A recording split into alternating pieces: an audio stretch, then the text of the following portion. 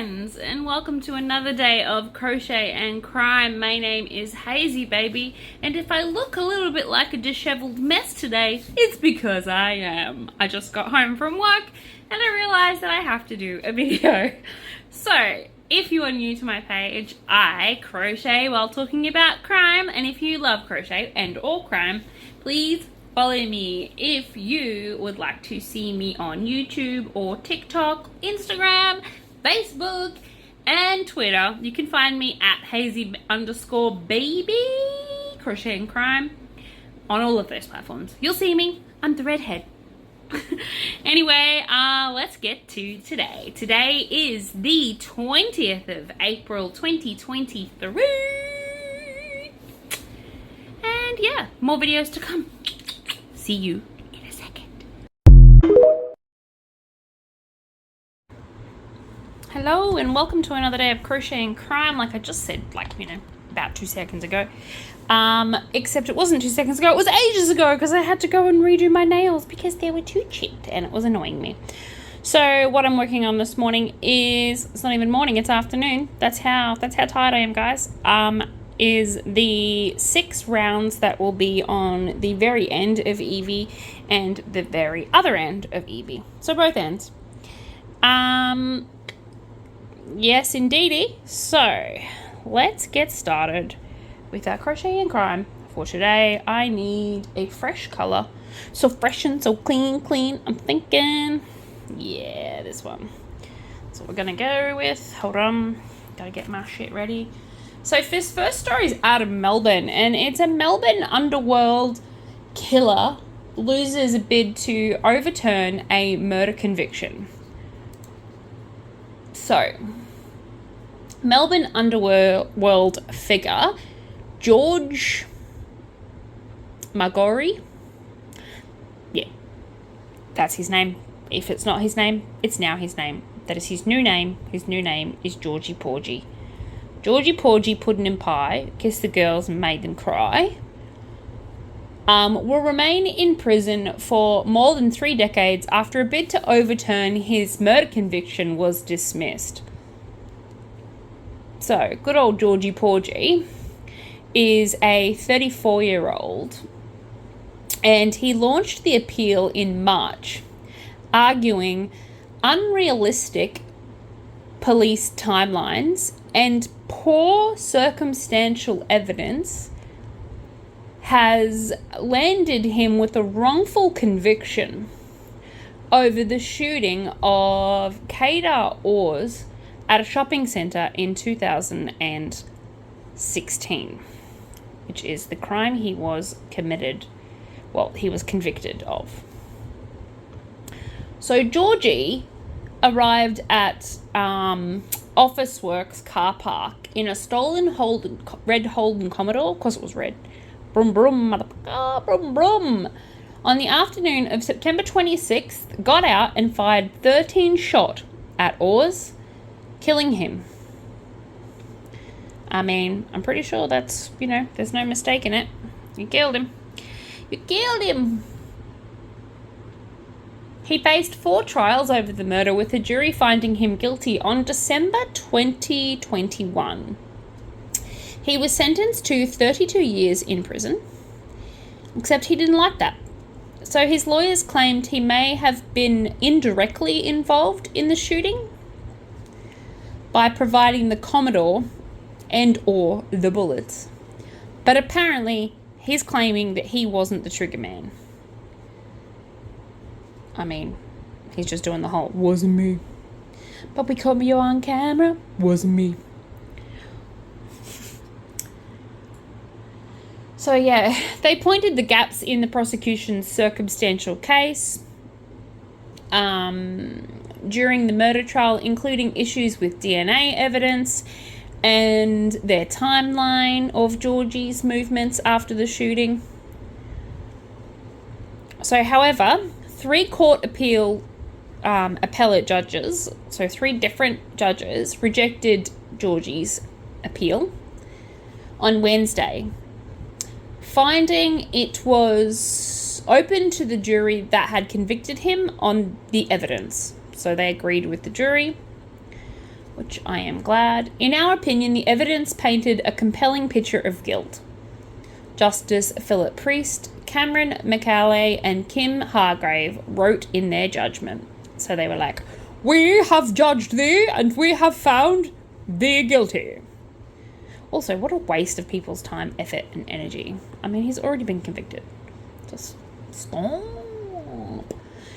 The contention that the jury verdict is unreasonable or cannot be supported by evidence must be rejected, because they found that it was supported by evidence. The judges said that Georgie's DNA being found on a cardboard bullet box inside the Commodore was very significant, and suggested that he had handled the box very soon before the murder. So, sorry Georgie, but your excuse is out. He will not be eligible for parole until he's in his mid-60s. Aw, Georgie. His minimum jail term was increased by 5 years in February after he was caught running a drug empire. So yeah, sure, Georgie. Sure, you didn't. With his girlfriend while in prison. So he was in prison. He was running a drug empire from his prison cell. But yeah, I'm sure he had nothing to do with the murder of Oars. Yeah, nothing at all. Nothing to see here. Carry on, carry on. Just all this evidence. Bizarre allegations sprinkled with lies is what this next story is called. So, Zaheen is known apparently and notorious, but the allegations he repeatedly punched a woman and threatened to put a bullet in her mother's head and choke her, according to him, is bizarre and sprinkled with lies.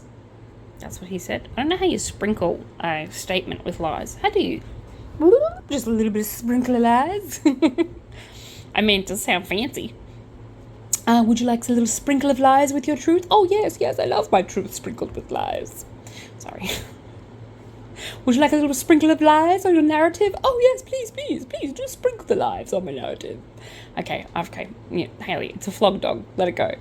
So, the 36-year-old former Auburn deputy mayor is defending himself against 7 domestic violence charges in the New South Wales District Court.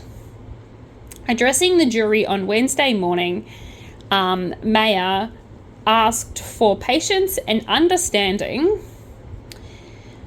for the fact that he's representing himself. Look, I've heard it 100 times, and I'll probably hear it many times after. Those who defend themselves have a fool for a client.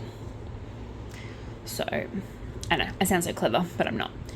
I understand I have been subjected to notoriety, he told the jury, but the things they may know about him are not proven facts, he said. What you have before you is the trial is facts and evidence, and no one has ever seen, he said, apparently.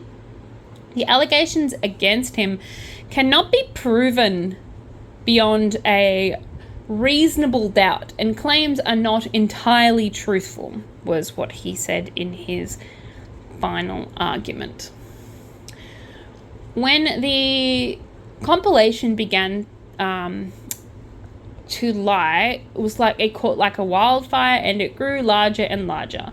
The woman who complained to the police on December 2020 about several incidences of domestic violence over a number of years couldn't be identified because she didn't want to be, which is fair.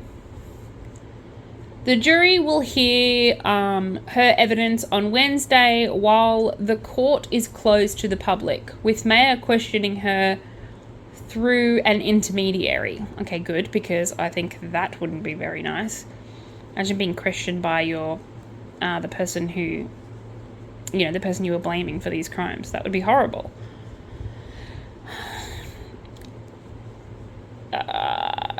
She told police that he acted violently towards her in a desperate attempt to have criminal proceedings against herself dropped after she was charged alongside him, apparently. The charges were eventually dropped against both of them, and he doesn't know why, he said, that she continues to claim that he was domestically violent towards her. The point I'm trying to make, he claims, is that the motive of the complainant remains unchanged, he said. Maya's ex-wife can be called to give evidence as a key witness in the case, despite them not being on speaking terms. He expects she'll tell the jury about their 10-year relationship and how it contained no violence. Because, she's a believable witness. And if it contained no violence, then why is she not speaking to him? So many questions. He also has plans to question the complainant's relatives about elements of his argument, and the investigating police about messages he says are screenshots, not downloaded originals. And he claims that they might not be legitimate because anybody can just, create screenshots of messages. He allegedly threatened to put a bullet in her mother's head or have someone else do it if he was put in jail,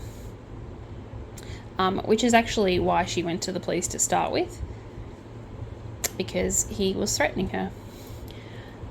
The charge described by Gilson was the most serious, relates to the incident in which Maya allegedly covered the woman's mouth and nose with his hands, stopping her from breathing until she passed out. So, yeah. But that's not violent, right? Of course not. I think his name is actually Maynard, not Maya.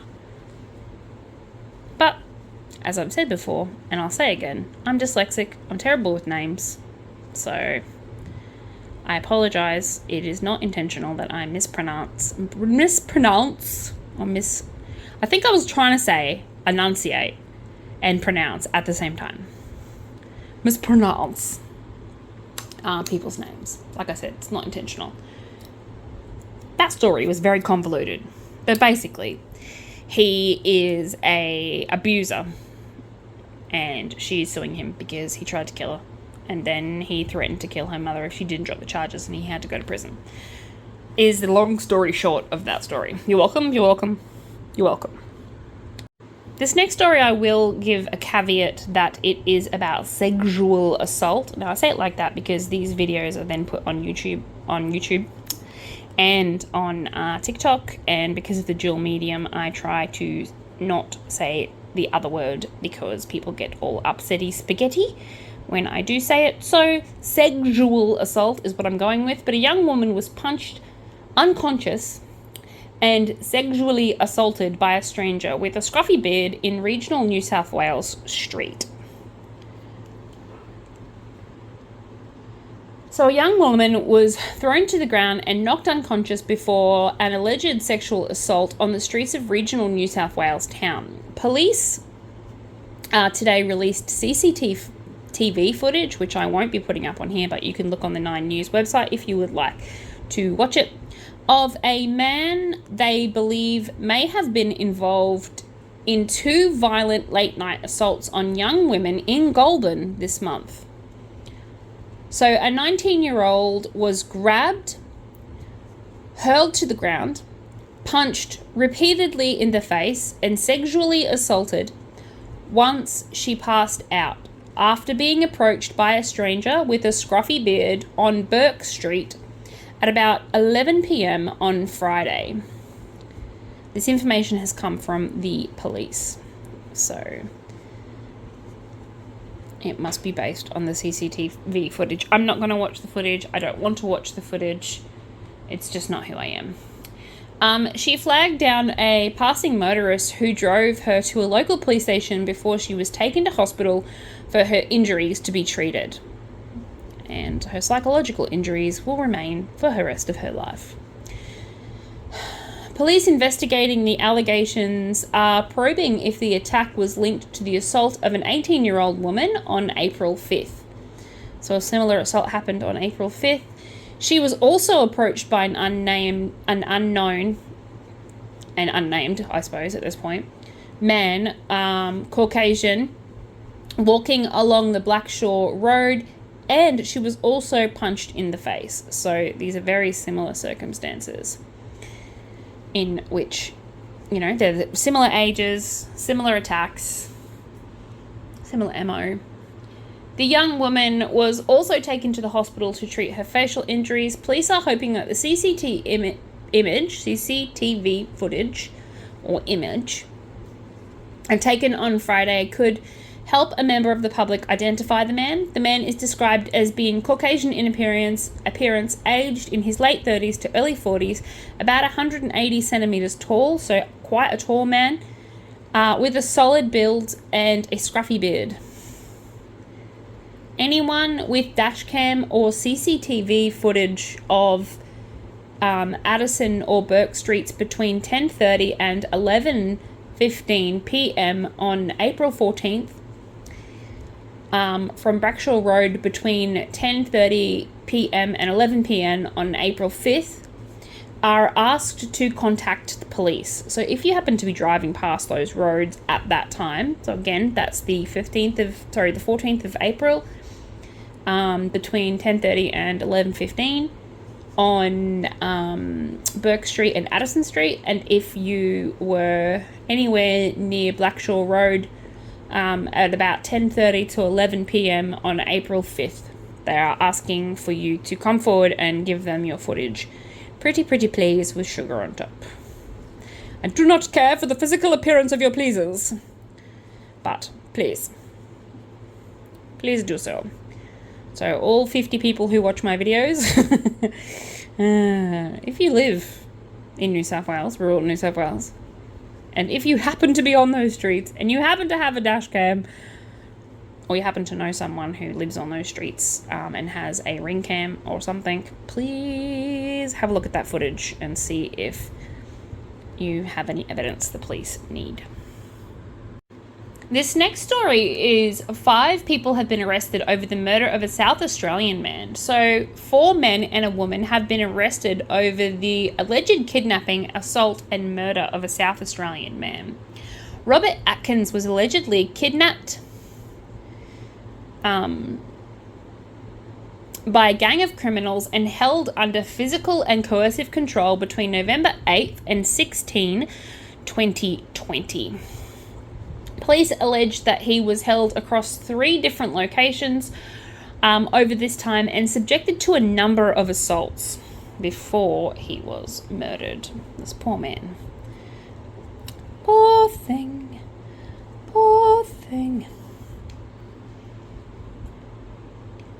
He was last known to be alive on Adelaide's Mid-North on November 16th, but police believe he was murdered and buried that same day. He, along with 3 other men and a woman... Who he? Who he? This doesn't make any sense. Hold on a second. Sorry. That's why. Because I skipped forward a bit. 1 man will be charged with Aiken's murder. He, along with 3 other men and a woman, will be charged over the alleged roles in his kidnapping. Police said the following charges are expected to be laid tonight. A 32-year-old man from Christie Downs will be charged with unlawful detention and 2 counts of causing bodily harm with intent. A 43-year-old man from at the Adelaide Remand Centre will be charged with unlawful detention and 1 count of causing harm with intent. A 25-year-old female from Adelaide's Women's Prison will be charged with unlawful detention and 2 counts of causing harm with intent. And a 30-year-old male who is at the Adelaide Remand Centre will be charged with procuring a person to cause harm to another person and procuring an unlawful detention of the other person. So he must have been the person who tricked him or got him. Further by So Detective Brett Furtherby said he expected bail would be refused for the group as they face court tomorrow, and said that police are still investigating people who have assisted the offenders in the disposition, as in disposing of, evidence, specifically a firearm and the ammunition. Today's arrests should give people the comfort to come forward and speak with the police, he said. He warned anyone who helped the offenders dispose of evidence could find themselves in jail for up to 10 years. Because we take that shit seriously here in Australia. Furtherby said, if the group of 5 are convicted and they don't tell police where Atkins' body is, police will look to invoke the no body, no parole law. So basically, that law is exactly how it sounds like it is. If there is no body, then you have no hope of parole. You don't get parole. If there is a body, then you do have hope of parole, at least. King's body... The investigations into Atkins, Trevor King, and Jeffrey Muddy is continuing. King's body was found in the waters near West Lakes, with police alleging his death was staged to look like a suicide. King, who is different from the original person who went missing, so it's more than just one person, by the way. Obviously, Robert Atkins is the kidnapped victim that they're looking for, but they found Trevor King and Jeffrey Muddy. So they're still looking for Jeffrey Muddy, but they found King's body in a water near West Lakes, and with police alleging that his death was staged and looked to look like a suicide. So they're saying that it wasn't a suicide, but it was staged to look like one. He had been held captive at a property and attacked with a blowtorch, set alight, and beaten with a baseball bat before found dead almost a year later. So police believe that Muddy, who's the other person that is missing, spent his final days held captive in a shipping container on a property frequented by drug dealers in Longsdale. The missing father is believed to escape the site and been tracked down before his murder. His body has also not been found. So it sounds like we have a little bit of a serial murderer thing happening here. So I'll do a recap of that one because that story was very badly written and very hard for me to follow. So if it was very hard for me to follow, then obviously it's going to, be translated to you guys as just gibberish as I described what had happened there. So, one dude is dead. Sorry, 3 dudes are dead. 1, 2, 3. One dude's body has been found. The other 2 dudes' bodies haven't been found. And 5 people in total have been charged with the murder of all 3 men. Because all 3 men were captured, tortured, and then murdered. That is that story in a nutshell. You're welcome. Okay, so this next story is a man who's been found guilty for attempted murder in a love quadrangle shooting. I've had to record this one twice now because I've just confused the fajizzle out of myself. So, this is the second time I'm doing this, and if I shoop it up, then I'm just going to continue on like I did with the last one, and you guys can be just as confuzzled as I am. So, a man has been accused of murder over a shooting sparked by a love quadrangle and a stolen push bike, just to add in some extra, juiciness. I don't know why the stolen push bike is important to this story, but apparently it is. But he's been found guilty of both the stolen push bike and the attempted murder.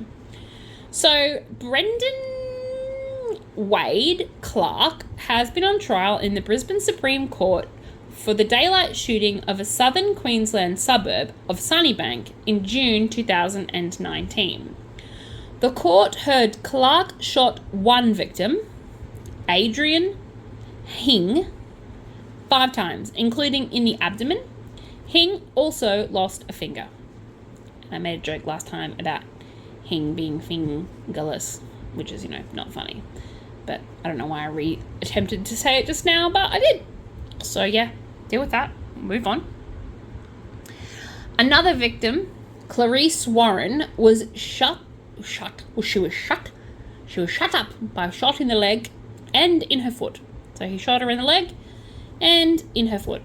The attempted murder charge, though, was in relation to Hing, because no one's dying from being shot in the foot. So the court heard the dispute was sparked over a love quadrangle, in a friendship group that also were druggos. So, druggies, drug users. So they were all like, hey, they were all doing that kind of hey stuff to each other. Okay, you're welcome. You can use that hey thing if you would like. Okay. Warren said that he had an encounter with Clark before she entered a romantic relationship with him. Oof. So Clark being somebody. Clark is the guy who did the shooting. So Warren is the female. She said she had an encounter with Encounter. It's the Australian version of encounter. Encounter. She had an encounter with Clark before she entered a romantic relationship with Hing. So Hing being the dude that Clark shot 5 times in the stomach. This is why I had to record this again, because I just got so confuzzled.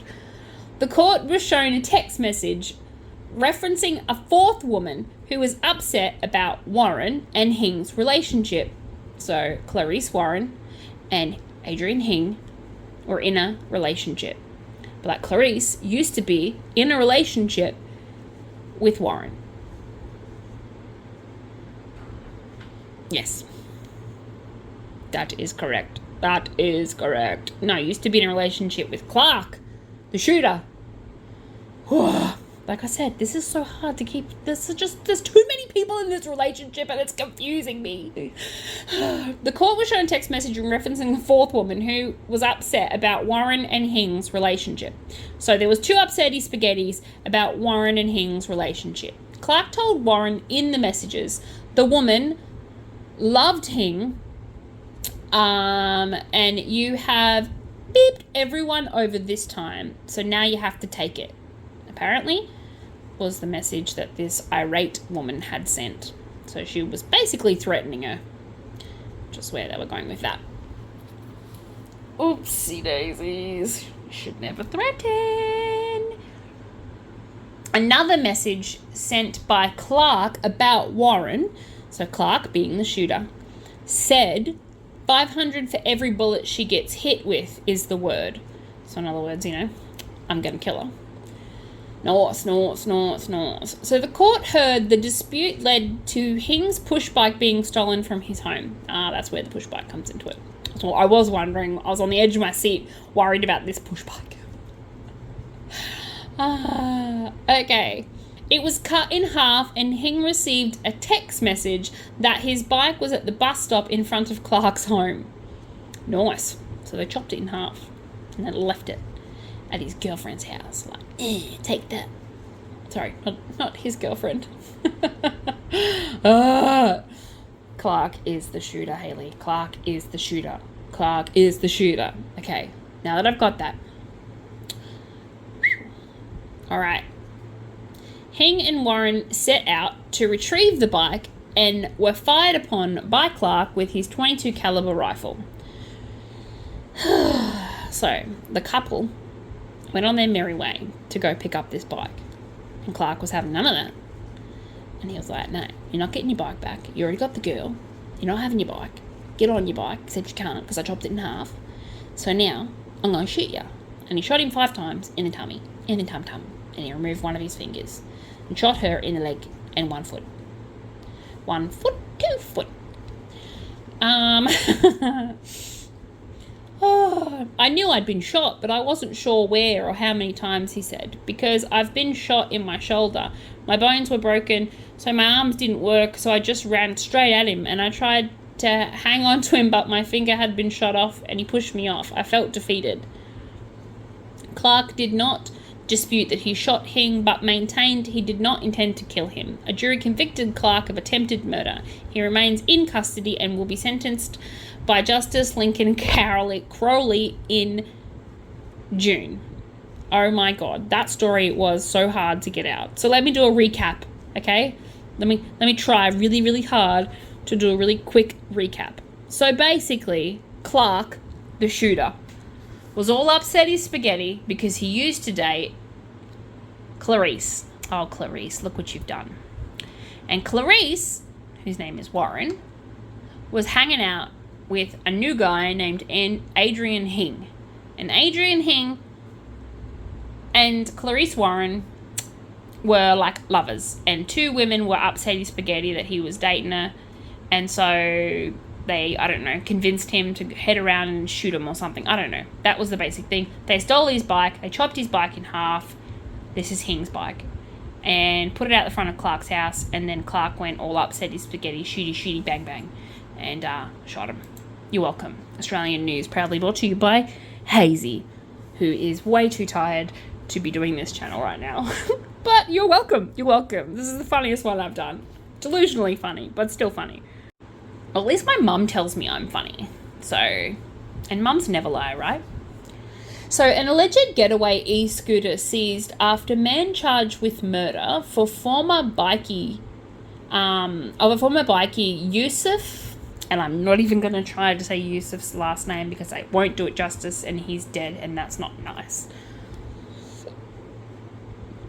So let me move on. Police have conducted 5 different searches across Sydney today after charging Muhammad Khalid with the murder of a former bikie who was shot in front of his wife just weeks after being released from jail.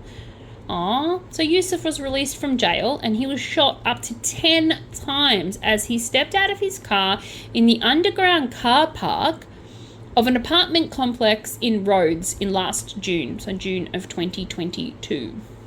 Detective Superintendent Danny Doherty alleged that Khalid set multiple vehicles alight after the murder and used an e-scooter to leave the scene.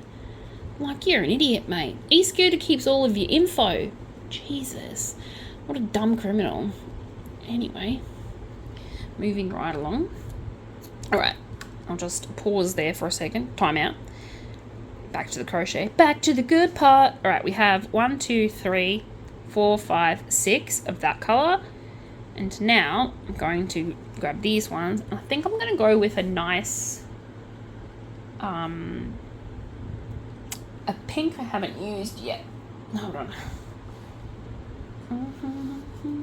No, I don't think I'll do that. What have I got here? It's a lucky dip. It's a lucky dip. Let's go sparkles. Sparkle queen. And then we will switch them. On the next round, I'll do the sparkles on the other one. See? Because it's sparkly. I don't know if you can see that on the camera. It does have sparkles in it. Trust me. Trust me. I wouldn't lie to you about sparkles. Sparkles are important. Sparkles are alive. All right. Like I said, guys, I'm so sorry. I'm just so delusional right now. I've been up. I have insomnia, and I've been up like all night with sciatica pain. So yay me. And yeah, you don't want to hear about my life. But basically, my brain. This is your brain when you are tired. It's like being drunk, except less fun. So police will allege in court that he was involved in the planning and coordination of the murder. That's what Doherty said.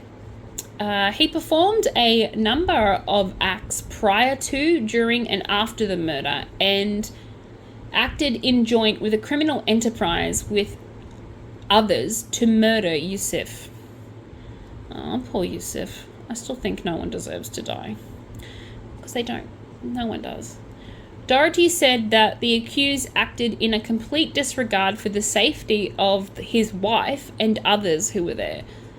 You know, because they were also threatened.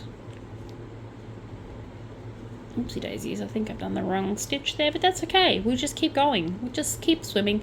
Just keep swimming. He said that drugs, cash, and electronics, a car and clothing were seized in today's searches, along with the e-scooter. So he didn't return the e-scooter. So he stole it. He stole the e-scooter. Jesus. But I suppose that's not the worst of his crimes. He did kill someone, Hazy. And yes, I did just talk to myself in third person again. They also allege that they found a burnt-out, stolen Volkswagen, Mercedes, and Range Rover used in relation to the murder. At the time, police described this shooting as a targeted attack, clearly, because he only killed one person. At 6 a.m. today, a 25-year-old man was arrested at a home of Blair Athol in Sydney's southwest. Muhammad Khalid was taken to the campy town. I say campy town because once when my husband and I went driving, that's what our GPS called it, and so that's what I continue to call it. That's what I continue to call it today. I continue to call it Campy Town because it's cute and it's fun. Campy Town Police Station and charged with murder. The charge comes after an investigation by Task Force Exuberus, which was established to probe several fatal shootings and criminal activities by organised crime networks across Sydney.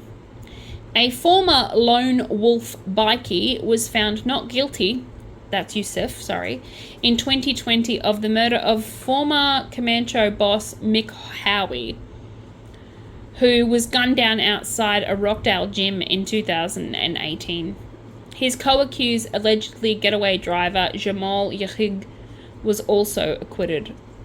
So obviously this is one of those tit-for-tat murders. He murdered someone important, so they murdered him, yada yada yada. All that jazz. You know, violence begets violence. I've always said it. Well, like, not in casual passing. It's not like I'm like, you know what, guys, violence begets violence. Because that makes me sound like an asshat. But I do agree that if you are violent, you will receive violence. Because even people who aren't violent receive violence. But I'm just saying that there's probably more likely a increase of chances of violence if you are a violent person. Okay, fun facts. Fun facts proudly brought to you by Hazy. Alrighty. Look at that. Can you see the glitter in it now? It's so pretty. I sure do have a pretty stitch. This next one is like uber sad. And by that, I mean, lots of these today are uber sad. But this one is just makes me so sad. This makes me so sad. So a father murdered his daughter and son-in-law in cold blood. Challenges his jail sentence. Ridiculous. He murdered his own daughter and son-in-law in cold blood, and now he's challenging this sentence. It's just ridiculous. Just accept that you're a twat muffin. You did a twatty, horrible thing. More than a twatty thing. A terrible thing. And you deserve to pay for it. So a Melbourne man who murdered his daughter and son-in-law in cold blood because they didn't ask his permission to be married has challenged the life sentence he received. Yes, you heard that correctly.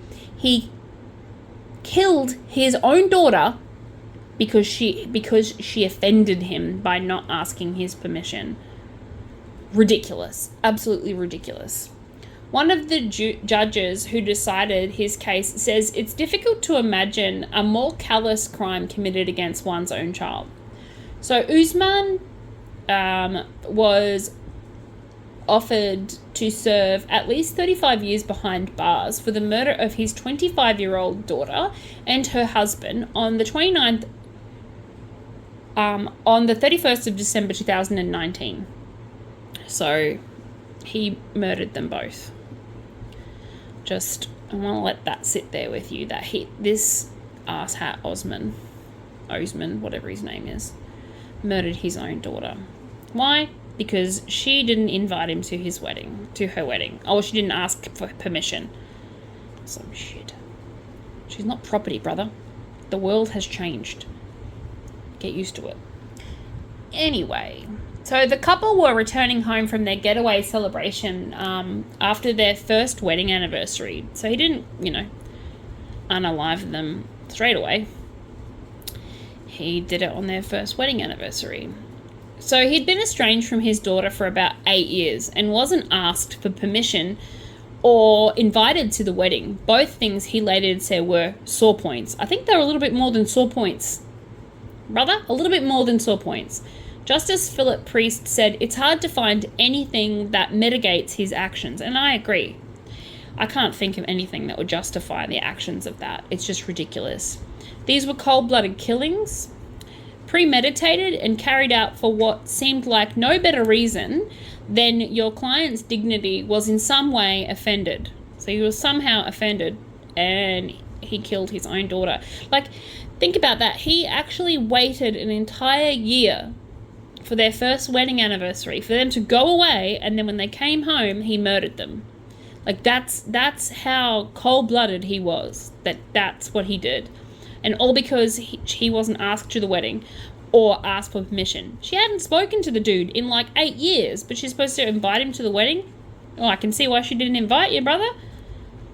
Anyway, so he laid in wait for nearly 2 hours for Lydia and Vetten, which is his daughter and the son-in-law, to arrive home on the night that he killed them. As they approached their Yarra Vale front door, he shot them in the head. Just cold-blooded, just full up, I can't get over this. It's really irking me. It's really upsetting me. Oh, his actions were not spare of the moment. He'd taken his gun out, loaded it, taken extra ammunition, driven to their home, laid in wait, and shot them. He had every chance to detest. He had 1.5 hours as he sat there to think about not murdering them and perhaps having a discussion with them about how upset he was, but instead he chose to shoot them. He said his client was entitled to discount for having pled guilty, saving the court the expense of a trial and further turmoil for Lydia's and Venton's families. Oh, come on, you want brownie points for saying, yeah, it was me, I did it. Is that going to bring them back? Jesus. For saving the court money. What a ass. Seriously. No, asses are useless. This guy's not even that. He's not even that. I'm not saying he should be murdered. I am saying, though, that he should spend the rest of his days in prison. I think 35 years is not enough, actually. I would give him longer. So the appeal justice will hand down their decision at a later date, and I hope that decision is a fuck no, because that's what I would write. I wish I was a judge, although I doubt you could say fuck no. How about no? That's how I would do it. Yeah. Judge Hazy. Dun dun dun. How about nah? Cash me outside. How about that? Delusional. And let's move on. This next story is fresh out of Logan, in Queensland, near Brisbane. For those of you who don't know where Logan is, a man is in custody after an emergency situation declared in Logan. So hold up. What would you do? Get up off my feet and stop making tired excuses. A man has been taken into custody after an emergency declaration was made early this morning in Logan, in Queensland. Shortly after 8:30 a.m., officers walked a shirtless man out of the property of the Chambers Flat Road in Logan Reserve in handcuffs. It comes after locals were warned to stay indoors and drivers were told to avoid the area as tactical officers negotiated with the man who they suspected was armed but alone, which is good. I'm glad he was alone. I'm not glad that he was armed, but I'm glad that he was alone.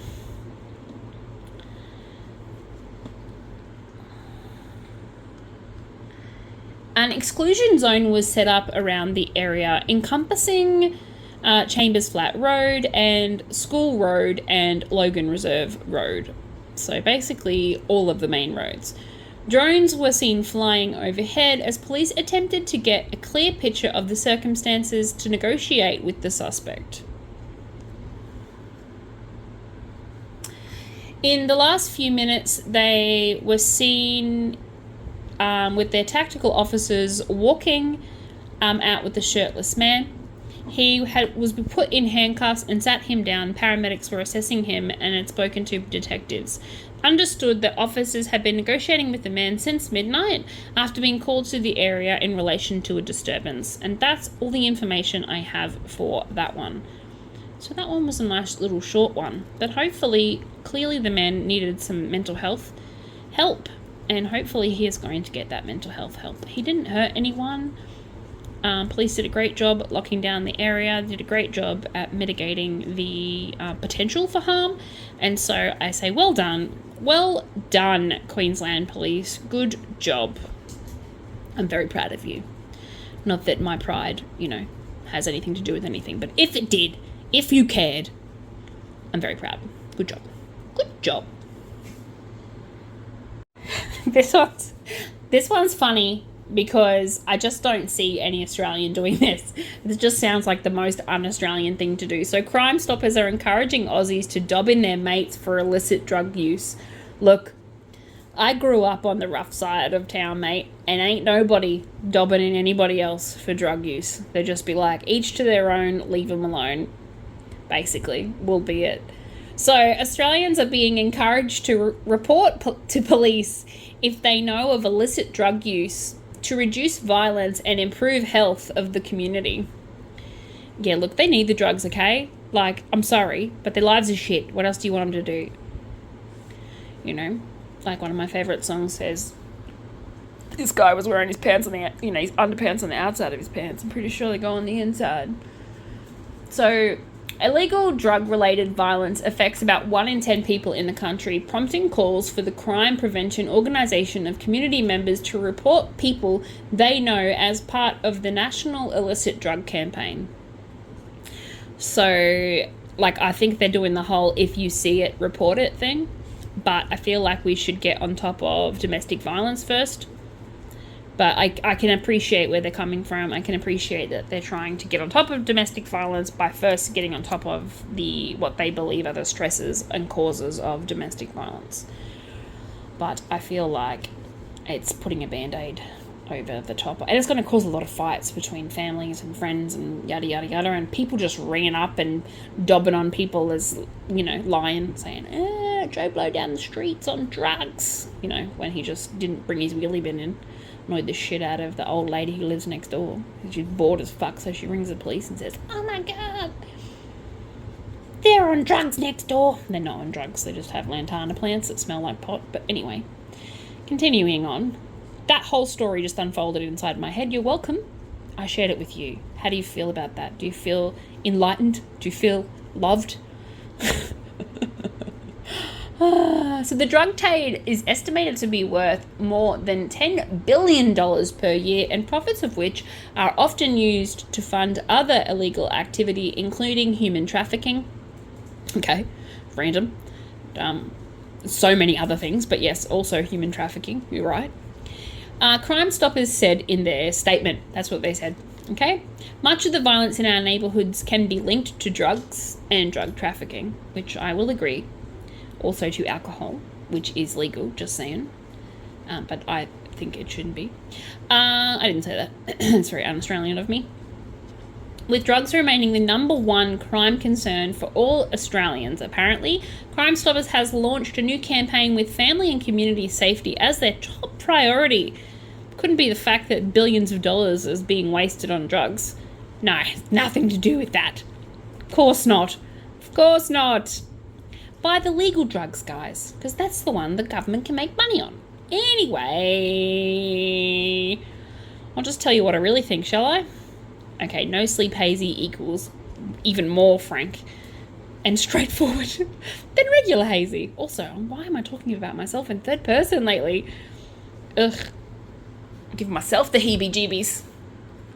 But apparently Crime Stoppers want you to dob in your mates, alright? So just go dob in your mates. So Crime Stoppers said that the initiative is aimed to disrupt the drug trade and to make communities safer. That's what their guise is. That's what they're saying is the reason. So, yep, of course, who are we to not believe them? They are the government after all.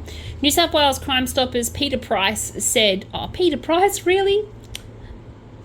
That's a funny name. Said that Crime Stoppers contact centre operates 24/7 from a location in regional New South Wales and not at local police stations. If you suspect someone or know someone, share it with Crime Stoppers before it becomes too late, said Peter. Oh, Peter. It's what You know that's important, not who you are, Price said. Oh, that's so clever, Price. Did you come up with that all in your onesie? Okay, you are to call Crime Stoppers, apparently, if you want to be a dog and dobbing your mates at 1-800-333-000, or visit their website. Just Google it. I'm not giving it to you. So, yeah, everyone, better go dobbing your mates, because that's our number one priority here in Australia. Dobbing in our mates.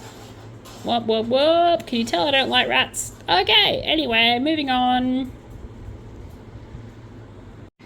Okay, this very last story today is about a woman who ran for help after a thief allegedly drove off with her car and her baby, which is absolutely terrifying. Absolutely terrifying. A woman injured while trying to stop an alleged stolen car with a baby in the back seat in Queensland yesterday said that her blood ran cold when she realised what was happening. Oh my God, I would have lost my tiny mind. You guys think I'm crazy now? Jeebus. Drive off with my baby. Probably would have ended up absolutely accidentally unaliving myself trying to get the baby back. Phoebe Helson said that she and her sister were out for the day at the zoo in Yeppoon, north of Rockhampton yesterday, when they got caught up in an incident. As soon as we were out of the car, we heard tyres screeching and a woman screaming. So me and my sister ran over. I had my son in my arms, she told Today, which is a news station here in Australia. At first, we saw the baby's capsules lying on the ground, and then we were thinking, oh my God, the baby's been hit. But she said the woman was screaming, they took my baby, they took my baby. We are trying to console this mother still in the loading bay where we got our groceries, and the car did like a turnaround, she said. It came flying back through the exit way. Me and another woman were still standing there trying to call out, stop, stop, there's a baby, stop. But she wasn't stopping. Damn. This is just thrilling edge of your seat stuff, guys. Helson said that as she turned to protect her son, still in her arms, she was struck by the car. She said that she had suffered a fracture to her ribs and internal bleeding because the car came back and rammed into her, and it looked like she was facing a 2-week recovery period, but her child, thankfully, was not hurt, the child that was in her arms. As the alleged stolen car returned, she said, the mother was absolutely hysterical, as you would be. It was pure madness. There were people trying to jump in front of the cars. Some succeeded to get the baby, she said, thank God. But yes, some people were just screaming in horror. Some people were crying. Some people were chasing after the car. It was absolute madness, apparently, according to witnesses. She said it was one of the most terrifying experiences of her life, but when the mum got her baby back, it was so beautiful. And it would have been. I mean, it's just so beautiful. You could see the relief on her face as soon as the woman put the baby in her arms, Helson said. She was just pretty much melted holding that baby.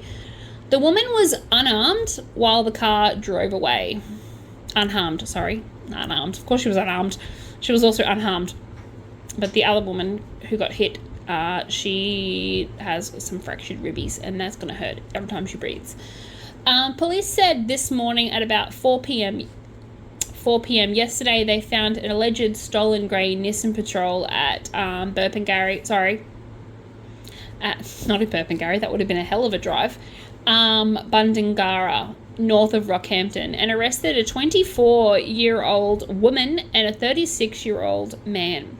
The 24-year-old Calibre woman has been charged with 1 count each of dangerous operation of a motor vehicle, unlawful use of a motor vehicle, and abduction of a child, and driving without a license. The 36-year-old Mount Morgan man has been charged with unlawful use of a motor vehicle, and that's it, because he wasn't there when she stole the car. He just drove around afterwards. They have both been detained by police, and they've been denied bail and will reappear in court tomorrow morning. So yay, I'm glad they were able to find the car. I'm glad they were able to find the people. I'm even more glad that they turned around and gave the baby back, and that should give them some sort of credit, because at least they didn't completely take the baby. I mean, they probably didn't even realize the baby was in the car. Or maybe they did.